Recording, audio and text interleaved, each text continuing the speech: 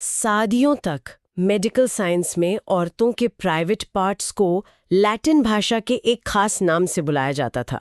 एक शब्द था पुडेंडम। अगर किसी ने इसका मीनिंग ढूंढने की कोशिश की हो, हाँ, क्योंकि सच में बहुत चौंकाने वाला मीनिंग है। बिल्कुल, इसका असल अर्थ निकलता है शर्मिंदा करने वाली चीज। मतलब मिडीवल जमाने के एनाटमिस्ट का ये तर्क था कि क्योंकि ये हिस्से अंदर की तरफ छिपे होते हैं तो नेचर ने इन्हें शर्म की वजह से छिपा दिया है। सुनने में आज ये भले ही कितना अजीब लगे, लेकिन इस एक शब्द ने सदियों तक मेडिकल साइंस और सोसाइटी के नजरिए को पूरी तरह डिफाइन किया है। सही कहा। तो आज की इस गहरी चर्चा में हम इसी चादर को हटाने वाले हैं। हमारे स्रोत है डॉक्टर एमिली नगोस्की की बेहद चर्चित किताब कम एज यू आर, और हमारा मकसद ये समझना है कि साइंस के बिल्कुल नए नजरिए से ह्यूमन सेक्सुअलिटी आखिर काम कैसे करती है। एक सवाल है जो लगभग हर इंसान के दिमाग में कभी ना कभी जरूर आता है कि क्या मैं नॉर्मल हूं?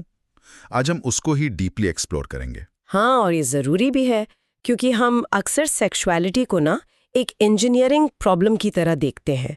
जैसे किसी की हड्डी टूट गई तो एक्सरे में वो सफेद क्रैक दिख जाएगा। पर न्यूरो डेवलपमेंट या ह्यूमन सेक्सुअलिटी ऐसी चीजें नहीं हैं जिन्हें किसी बेसिक एक्सरे मशीन से देखा जा सके। हम यहाँ सिर्फ क्रियाओं की बात नहीं करेंगे, हम उनके पीछे जो बायोलॉजिकल मैकेनिज्म्स हैं, दिमाग की जो वायरिंग है और वो कॉन्टेक्स्ट जो इन सब को कंट्रोल करता है, उस पर बात करेंगे। तो चलिए इसको थोड़ा विस्तार से खोलते हैं। देखिए, हमें बचपन से लेकर आज तक पॉप कल्चर या पुरानी साइंस के जरिए एक बेहद गलत कहानी सुनाई गई है। एक ऐसी कहानी जहां औरतों की सेक्सुअलिटी को सिर्फ आदमियों की सेक्सुअलिटी का एक हल्का वर्जन मान लिया गया था। एग्जैक्टली, जिसे एक तरह से मेंस सेक्सुअलिटी लाइट कह सकते हैं। धारणा ये थी कि जो चीजें मर्दों में काम करती हैं वही औरतों में भी करेंगी, बस उनका असर थोड़ा कम होगा। जबकि नया डेटा इस बात को पूरी तरह से कंप्लीटली रिजेक्ट करता है। हाँ, और सच्चाई ये है कि लगभग 70% औरतें सिर्फ इंटरकोर्स के जरिए ऑर्गेज्म तक नहीं पहुंचती। और सबसे बड़ी बात, साइंस अब खुलकर कहती है कि ये कोई फ्लॉ या बीमारी नहीं है, ये बिल्कुल 100% नॉर्मल है। और इस नॉर्मैलिटी को समझने के लिए ना हमें फिजिकल पार्ट्स और दिमाग के कनेक्शन को पहले समझना पड़ेगा। हम हमेशा बाहर से देखने वाली चीजों को देखकर अंदर की कॉम्प्लेक्स मशीनरी का अंदाजा लगाते हैं, जो कि सबसे बड़ी गलती है। बिल्कुल। सदियों से मेडिकल टेक्स्ट बुक्स में मेल एनाटॉमी को डिफॉल्ट और फीमेल एनाटॉमी को एक एक्सेप्शन की तरह पढ़ाया गया। तो यहाँ पर मैं वापस उसी शुरुआती सवाल पर आना चाहती हूँ। अगर आम धारणाएं इतनी गलत हैं तो सच क्या है? जो मैं प्यूडेंडम वाली बात करी थी कि चीजें शर्म की वजह से छिपी हैं, इसका बायोलॉजिकल सच क्या है आखिर? यहाँ सबसे दिलचस्प बात यह है कि इन हिस्सों के पीछे छिपे होने का कारण कोई शर्म या मॉरल डिजाइन नहीं है, बल्कि शुद्ध बायोलॉजी है, मतलब एवोल्यूशन है। अच्छा, कैसे? अगर हम इंसान के बनने की शुरुआत में जाएं, गर्भावस्था यानी प्रेगनेंसी के पहले 6 हफ्तों तक, तो चाहे मेल भ्रूण हो या फीमेल भ्रूण, दोनों के जेनिटल्स बिल्कुल एक जैसे होते हैं। वेट, बिल्कुल एक जैसे? कोई फर्क नहीं होता? कोई फर्क नहीं। साइंस इस यूनिवर्सल शुरुआती पॉइंट को एक टेम्पलेट मानती है। उनमें बाहर से देखकर या टिश्यू को एनालाइज करके कोई फर्क नहीं बताया जा सकता। ये तो बहुत ही अलग नजरिया है। हाँ, फिर 6ठे हफ्ते के आसपास हार्मोन्स का एक झोंका आता है, खासकर एंड्रोजन्स का, और तब वो यूनिवर्सल हार्डवेयर अलग अलग आकार लेने लगता है। इस पूरे कॉन्सेप्ट को बायोलॉजी में बायोलॉजिकल होमोलॉजी कहते हैं। तो इसका सीधा मतलब ये हुआ कि मर्दों और औरतों के फिजिकल पार्ट्स अलग अलग मटेरियल से नहीं बने हैं। मेरा मतलब है, ये तो बिल्कुल वैसा ही कॉन्सेप्ट लग रहा है जैसे एक ही कंपनी के 2 अलग अलग स्मार्टफोन्स हों। एकदम सही एनालॉजी है ये, है ना? इनका अंदर का मदरबोर्ड, वायरिंग और हार्डवेयर फैक्ट्री में एक ही तरह से बना है। बस उनकी आउटर केसिंग और फैक्ट्री सेटिंग्स को अलग तरीके से ऑर्गेनाइज कर दिया गया है। एग्जैक्टली। उस आउटर केसिंग के पीछे जो बेसिक बिल्डिंग ब्लॉक्स हैं वो वही पुराने हैं। बायोलॉजिकल होमोलॉजी यही बताती है कि पार्ट्स का ओरिजिन पॉइंट एक ही है। जैसे क्लिटोरिस और पीनस दोनों पूरी तरह से एक ही फीटल टिश्यू से बनते हैं। ये जानना कितना जरूरी है। और जो औरतों में लेबिया होता है और मर्दों में जो स्क्रोटम होता है, वो दोनों असल में एक ही टिश्यू के अलग अलग रूप हैं। मतलब दोनों एक ही चीज है? हाँ, अगर किसी मेल एनाटॉमी को ध्यान से ऑब्जर्व किया जाए तो स्क्रोटम के बीचों बीच एक लाइन दिखाई देती है, जैसे स्क्रोटल रैफे कहते हैं। ये वही एग्जैक्ट लाइन है जहां फीटल डेवलपमेंट के दौरान टिश्यू आपस में जुड़ता है ताकि स्क्रोटम बन सके। Oh wow! तो अगर वो टिश्यू नहीं जुड़ता तो क्या होता? अगर वो हार्मोन्स का सिग्नल वहां ना आता और वो टिश्यू आपस में ना जुड़ता तो वो नेचुरल तरीके से लेबिया का आकार ले लेता। ये डिटेल सच में दिमाग को झंझोड़ देने वाली है, क्योंकि ये उस नैरेटिव को पूरी तरह तोड़ देती है जहां हम जेंडर्स को दो बिल्कुल अलग ग्रहों के प्राणी मानते हैं। बिल्कुल। और क्लिटोरिस के बारे में भी हमारी सोसाइटी ने बेहद गलत ही समझाया आज तक। हाँ, आमतौर पर तो इसे सिर्फ एक छोटा सा बाहरी हिस्सा माना जाता है जिसका आकार शायद किसी मटर के दाने जितना होता होगा। इस पर तो ढंग से बात भी नहीं की जाती। जबकि एमआरआई और मॉडर्न सोनोग्राफी हमें दिखाती है कि क्लिटोरिस एक विशाल इंटरनल स्ट्रक्चर है। ये बाहर से जितना दिखता है ना, उसका 90% हिस्सा अंदर की तरफ होता है। बिल्कुल किसी आइसबर्ग की तरह। 90% अंदर। ये तो आम धारणा के बिल्कुल उलट है। हाँ, इसका आकार एक विशबोन जैसा होता है जिसमें 3 बड़े चेम्बर्स होते हैं, जिसमें क्रूरा और बल्ब्स शामिल हैं, और ये वैजिनल ओपनिंग के दोनों तरफ दिमाग की तरह अंदर तक फैले होते हैं। वाह, और इसके नर्व एंडिंग्स के बारे में भी किताब में एक बहुत इंटरेस्टिंग कंपैरिजन है ना। सही याद दिलाया। इसकी सबसे खास बात यह है कि पीनस की तरह इसमें भी उतने ही, या सच कहूं तो एवरेज पीनस के मुकाबले 2 गुने नर्व एंडिंग्स होते हैं। 2 गुने यानी डबल? हाँ, पीनस में लगभग 4000 नर्व एंडिंग्स होते हैं, जबकि क्लिटोरिस में 8000 से ज्यादा। इस पूरे ऑर्गन का एकमात्र बायोलॉजिकल मकसद सिर्फ और सिर्फ प्योर सेंसेशन है। यानी इसका रिप्रोडक्शन से डायरेक्ट कोई लेना देना नहीं है? बिल्कुल नहीं। एक और बड़ा हिस्सा जिसे सोसाइटी ने सदियों से मिस इंटरप्रेट किया है वो है हाइमेन। मेरा मतलब है हर कल्चर में इसको वर्जिनिटी या फ्रेशनेस सील का दर्जा दे दिया गया है, जो कि पूरी तौर से गलत है। हाँ, लोग इस पर इतना अंधा विश्वास करते हैं कि इसके आधार पर कैरेक्टर और मोरालिटी तक तय की जाती है। लेकिन स्रोत से क्लियर होता है कि हाइमन का वर्जिनिटी टेस्ट से दूर दूर तक कोई लेना देना नहीं है। हाइमन को लेकर ना पूरी दुनिया में एक इंस्टीट्यूशनल गलतफहमी है। असल में इंसानी शरीर में हाइमन का कोई भी एवोल्यूशनरी या बायोलॉजिकल फंक्शन है ही नहीं। ये सिर्फ और सिर्फ एक बायोलॉजिकल बाय प्रोडक्ट है। एक बाय प्रोडक्ट? हाँ। जैसे कोई लेफ्ट ओवर चीज? हाँ, इसे समझने के लिए मर्दों के निपल्स का उदाहरण लिया जा सकता है। अरे, मेल निपल्स, उनका और हाइमन का क्या कनेक्शन है? देखिए, मेल निपल्स का बॉडी में कोई काम नहीं है, उनसे कोई सर्वाइवल एडवांटेज नहीं मिलता। बस फीटल डेवलपमेंट के दौरान एवोल्यूशन ने उन्हें वहां छोड़ दिया, क्योंकि उन्हें पूरी तरह हटाने में ज्यादा जेनेटिक एनर्जी लगती, और उनके होने से बॉडी को कोई नुकसान नहीं था। अच्छा, तो हाइमन का केस भी बिल्कुल वैसा ही है? एकदम वैसा ही।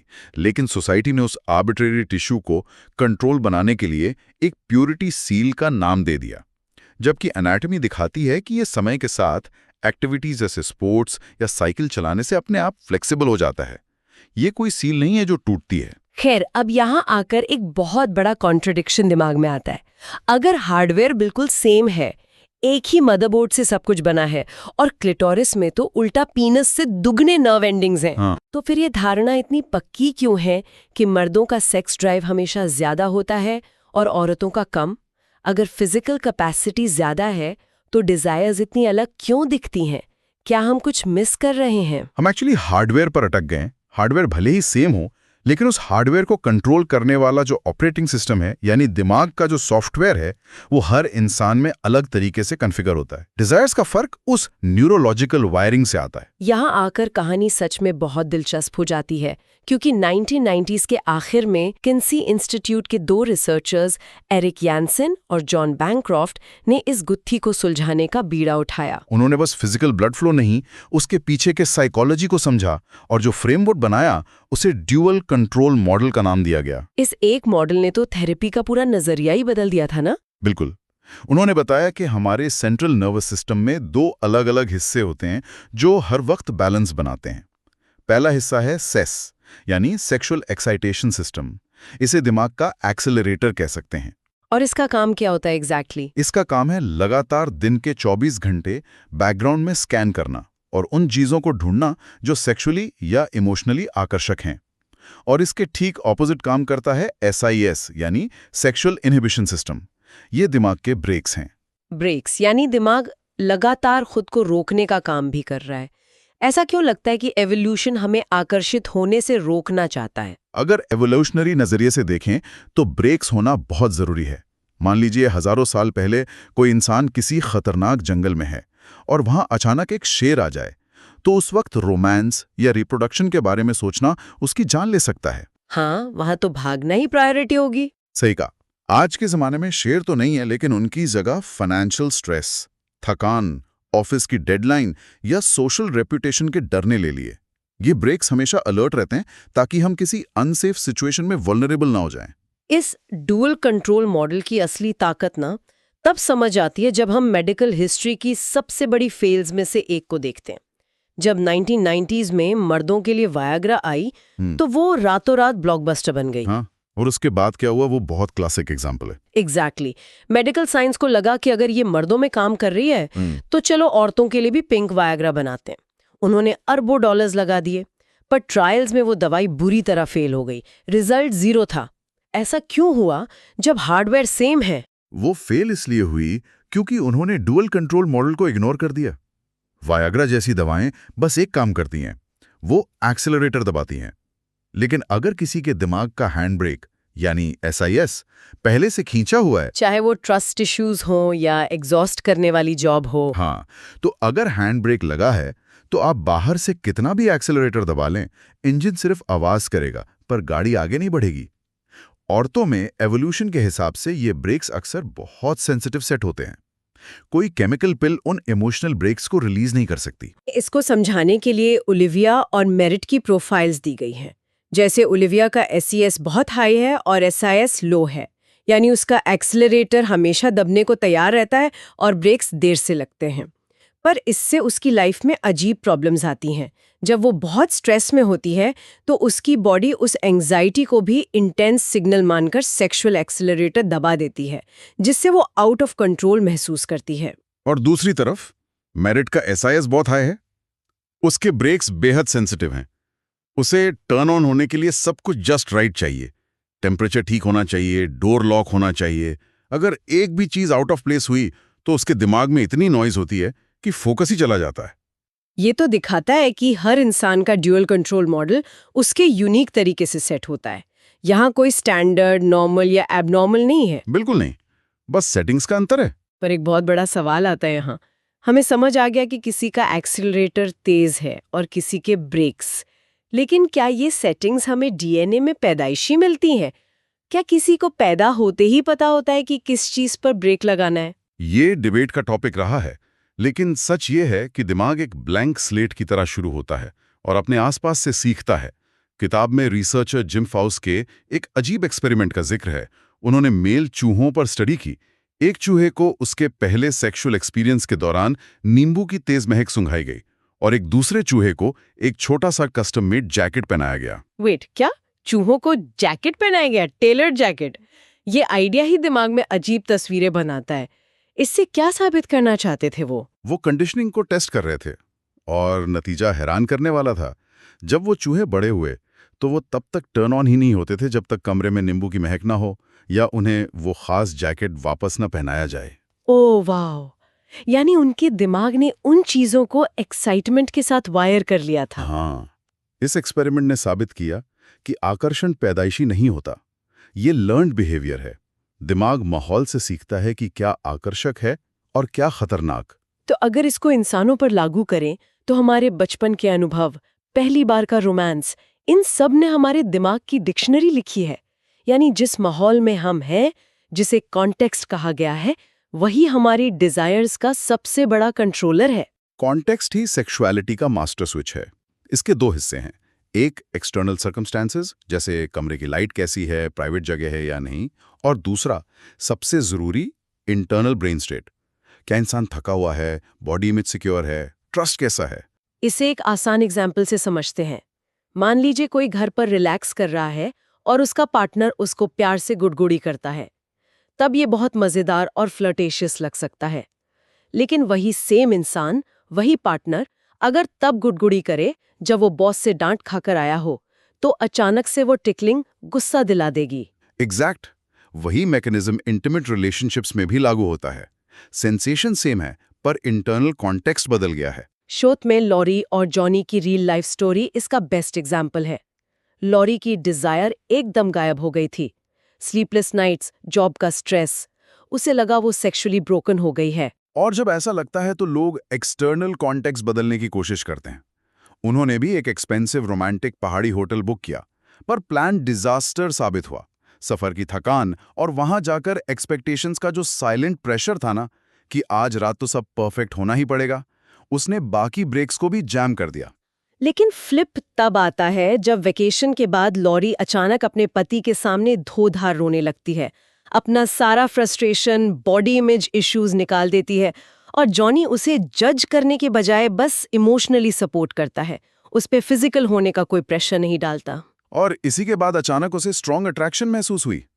ऐसा इसलिए हुआ क्योंकि उसके रोने से और उस साइकोलॉजिकल सेफ्टी से जो SIS ब्रेक्स महीनों से लगे थे वो अचानक हट गए। उसका हैंड ब्रेक नीचे हो गया। इमोशनल कॉन्टेक्स्ट ही बाकी हर सिस्टम को रूल करता है। तो इस डीप डाइव को अगर हम समेटें तो कुछ मुख्य बातें साफ हैं।